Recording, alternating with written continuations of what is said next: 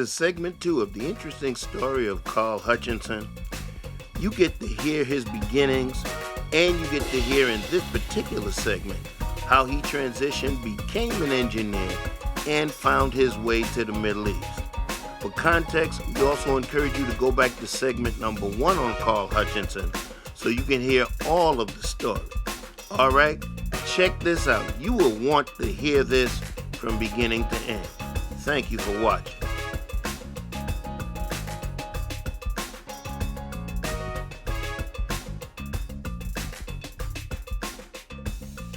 Funny, one thing I decided was I was never going to work in a factory or drive a bus or lift a dustbin. So I determined I was going to get some form of office job, preferably engineering based. And what I did, I applied, before that, I told this to the careers officer or the careers teacher at my school. And she looked at me and she said, you're a clever boy, you can find your own job. That was the help I got from her. The person that's supposed to help you told you Yes. that you could find your own job. Yes. No, I have very vivid memories of various stages in my life.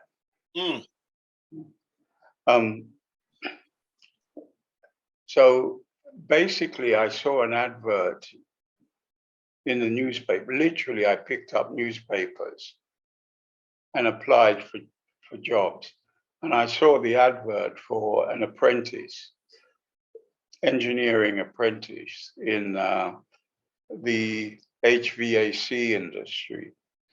Applied for the job, got an interview, arrived, and the HR manager, as luck would have it, was an officer in the branch of the Air Training Corps that I was in.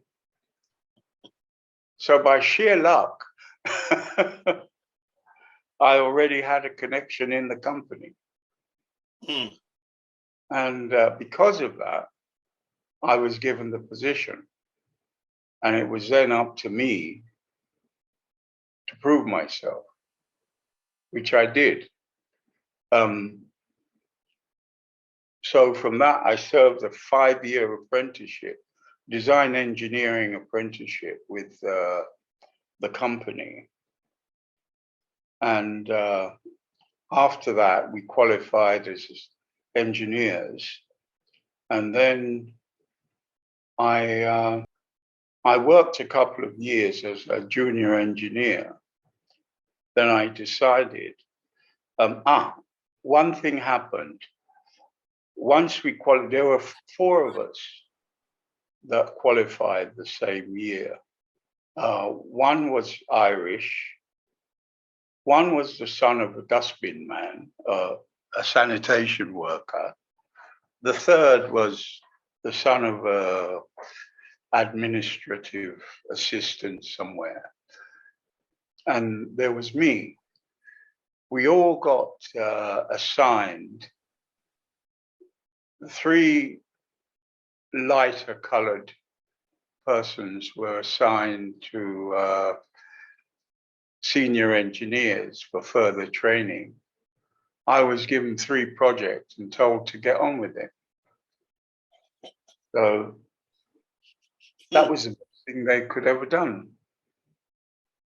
They threw me in at the deep end and I swam.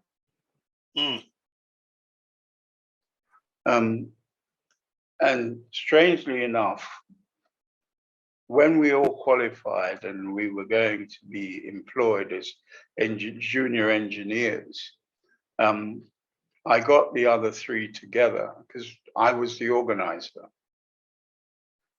And I said, look, what salary are you going to ask for? And they all said various things. I said, look, this is what we're worth. This is what we should all go in and ask for. because we were in four separate departments. And I hung back and let them all go in first. And they all went in and asked for less. Mm. So then I went into my manager and I said, look, I know what they've asked for. They're all been assigned to engineers, and I haven't. I've been given work to do. I've been jumping in at the deep end. So this is what I want, and no less. Mm-hmm. So they went away. The managers got together and they came up with a figure which was less than I'd asked for, and sort of they did a median range. So I took it. I worked for 6 months. The company was rather tardy, so the engineering contracts came out 6 months later. The other three signed, and I gave my resignation letter. Mm. The interesting bit, I don't know how clean this needs to be. It could be whatever you make it. Go ahead. My manager called me in and say, what is it, Carl? Because I performed. Mm-hmm. That's the one thing I learned. Performance is key. Mm-hmm.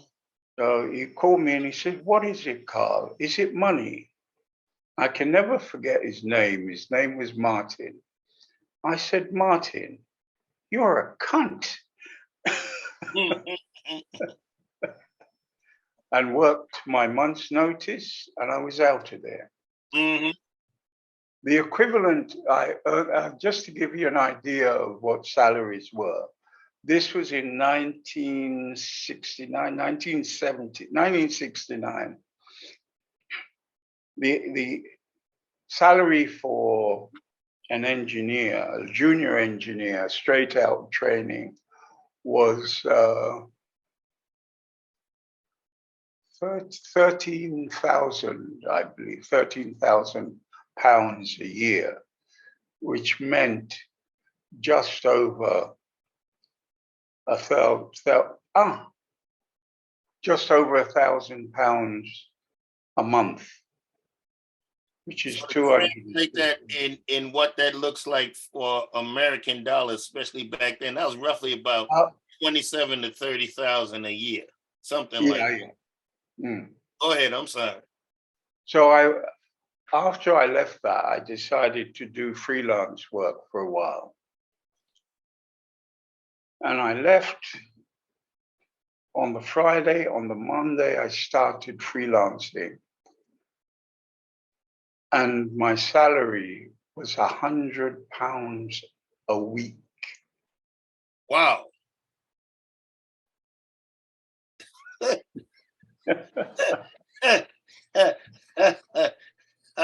How long did that last? Well, the salary increased because I kept getting poached from one client to another. But that lasted for 5 years. Wow. That took me through to 1975. Not 100, the money increased. I got you. Yeah.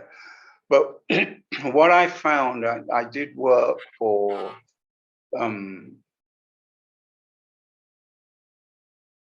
where was it? I did a lot of work for the Middle East, but based in London. I did integrated air defense projects, hospitals, ship simulators in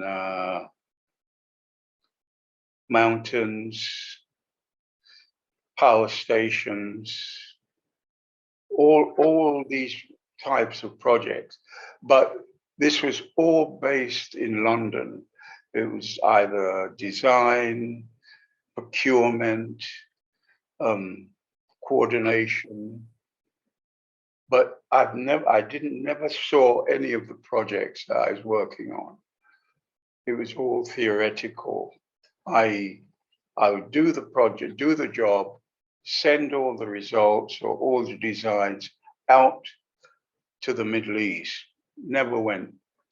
And the last project I worked on before I went out to the Middle East was the first power station in Dubai. Wow. I was doing the tender for that project and participating in the negotiations. The owner of the company was in Japan negotiating. We were in London providing him with backup support, obtaining prices, so that he could negotiate every day. We did this for 3 weeks.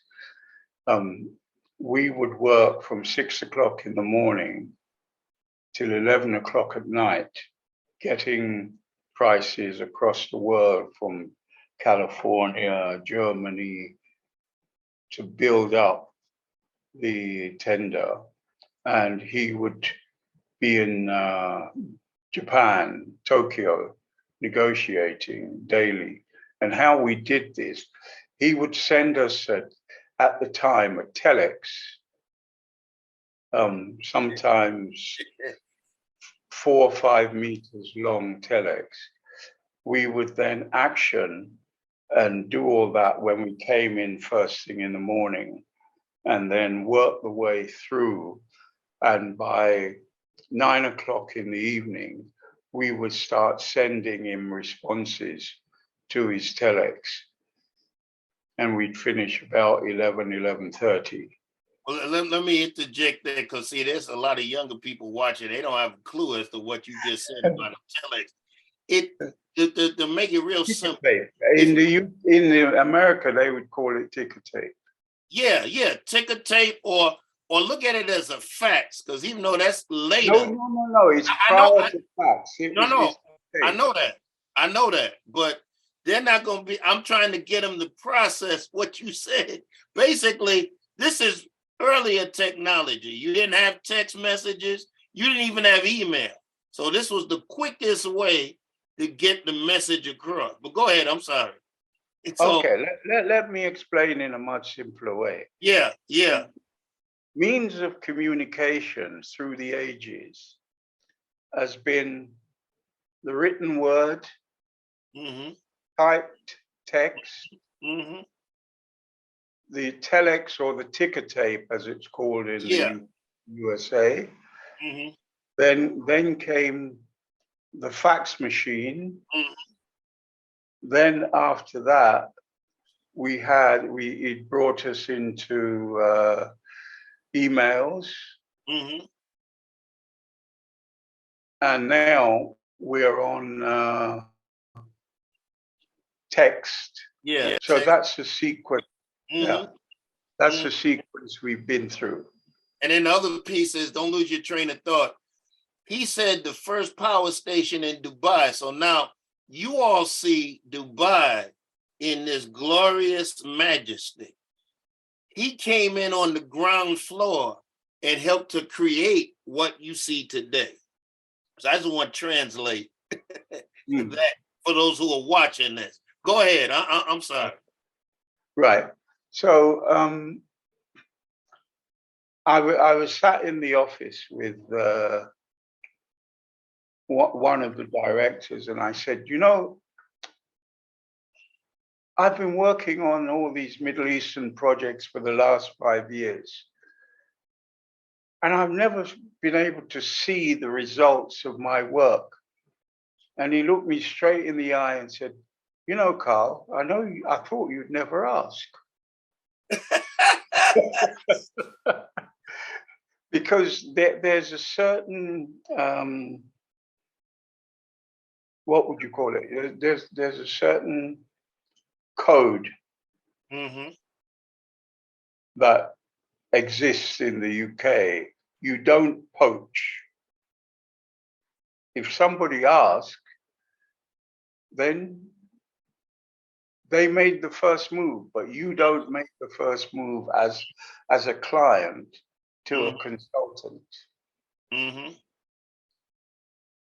So he said, one of our country managers is coming over, which in fact, the country manager of Oman, the Sultanate of Oman.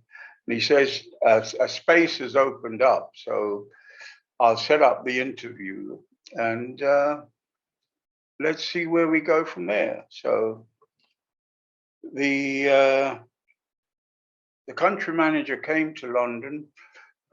Bearing in mind, I've already been working with the companies and communicating with all these guys. So they all knew me, I knew them, they knew the quality of my work, they knew my capabilities. So he came over, we had the interview, and he said, okay, I'll let you know in a couple of weeks when I go back, I'll make the assessment and call you. 2 or 3 weeks went by. The director in London gave me a call. He said, Carl, can you come up and see me? So I went up and he says, I've got 2 bits of news for you. He says, I got a bit of bad news and a bit of good news. So I thought, oh, shit. So he said, and the other thing is I applied for the job as a site engineer because I thought that all these expats in the Middle East were top notch. They know their business. They knew what they were doing. And well, they were all white. And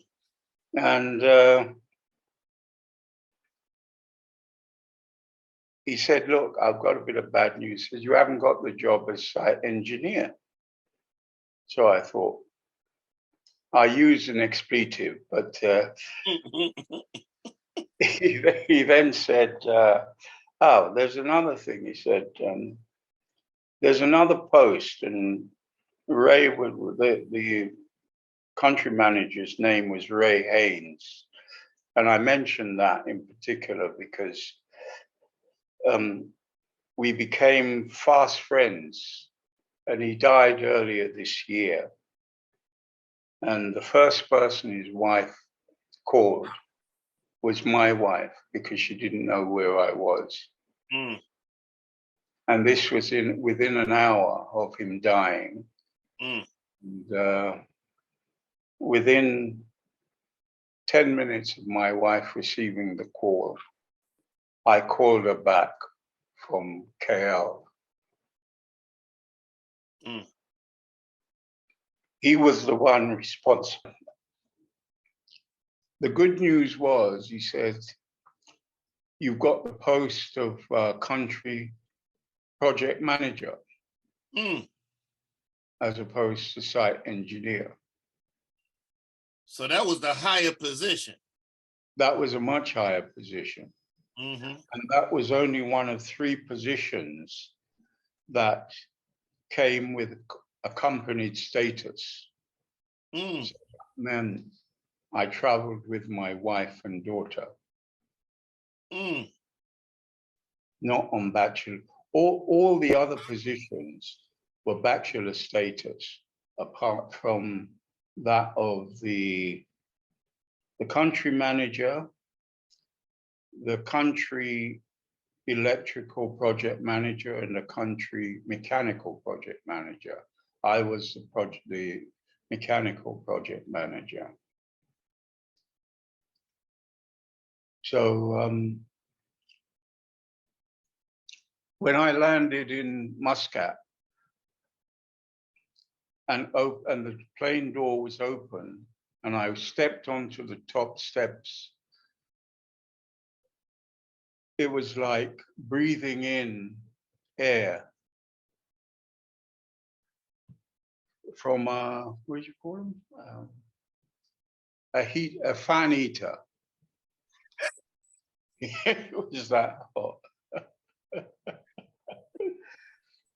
and I descended the aircraft. And that was the start of my journey through the Middle East and Southeast Asia, with short respites back in the UK. The interesting thing is, my first project was the Integrated Air Defense Project for Northern Oman. And 2 days after I landed in Oman, I had to fly into the center of the desert to a place called Fahud, which is the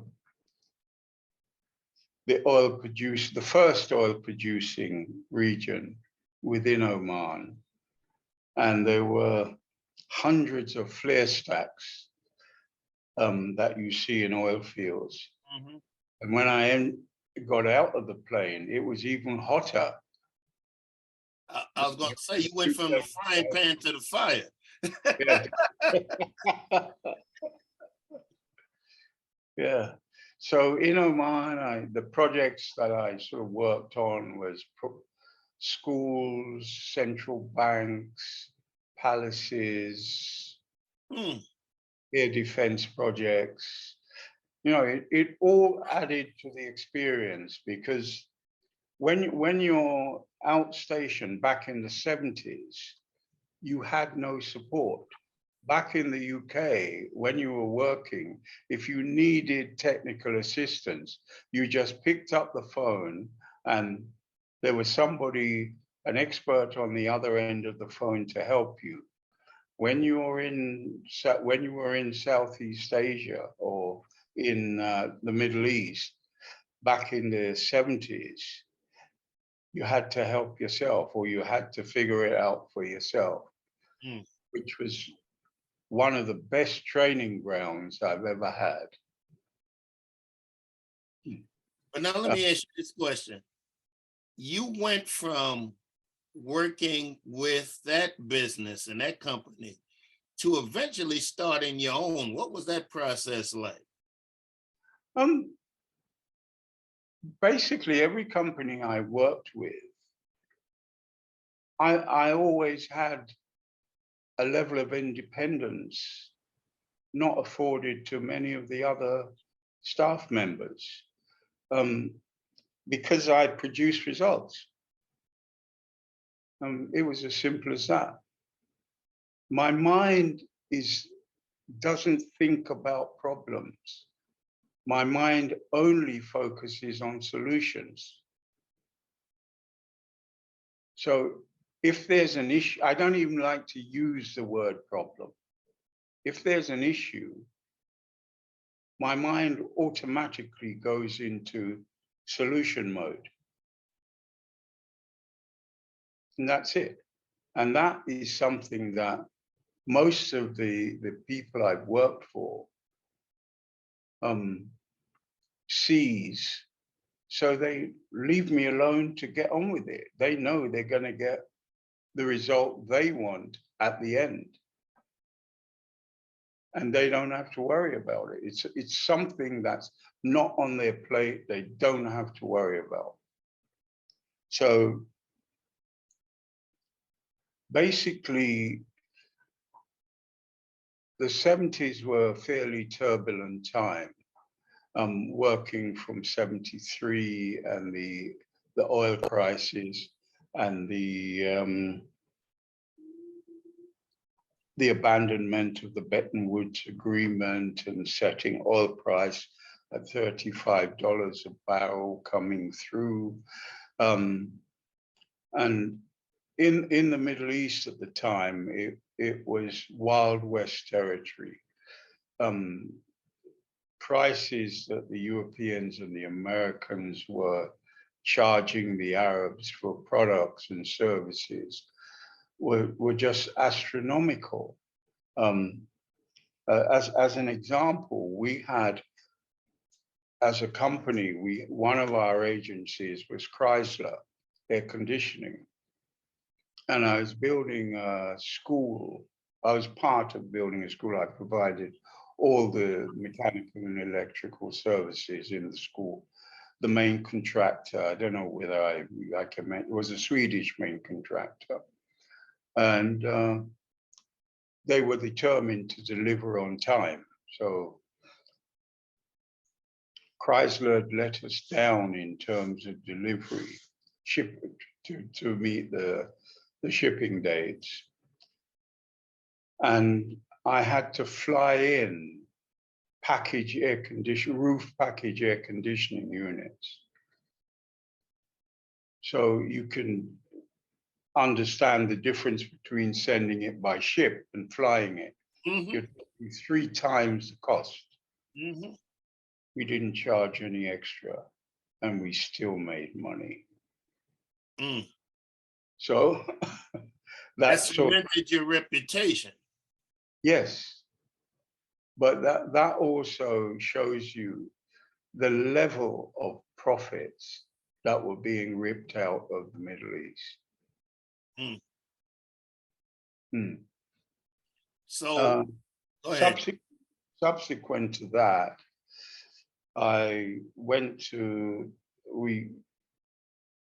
in the late 70s, as I said, there were various turbulent events. And towards the end of the 70s, there were some global financial issues. And we decided to pull out of Oman. And then I was asked to come to Qatar by the company to ensure that we got our completion certificate for a 600-bed hospital within a year. So I went to Qatar and achieved my objectives. I got the certificate. Then I headed back to the UK because that was 12, 15 hours a day stint to achieve that. Went back to UK, had a little rest, and then went to Saudi Arabia for a year, where I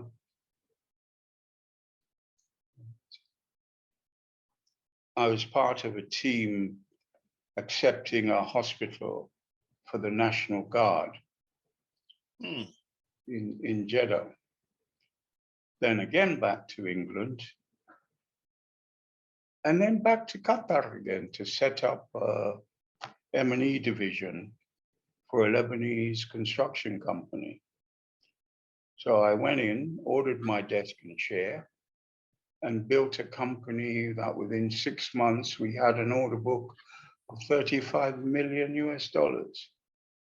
Wow. So basically you started from scratch and then built your company out to that size. Yeah, that was a division of a company for a Lebanese company. I got you.